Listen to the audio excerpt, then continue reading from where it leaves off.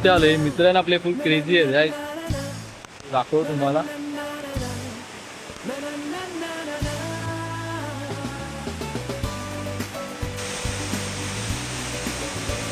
तो जांभा डॅम आपल्या सोबत आहे तेजस, ललित हरड आणि राज कलंबे. तो 2 गाड्यात आपल्या ग्रीनरी आणि मध्येच रोड आपण चालतोय एकदम हळूहळू.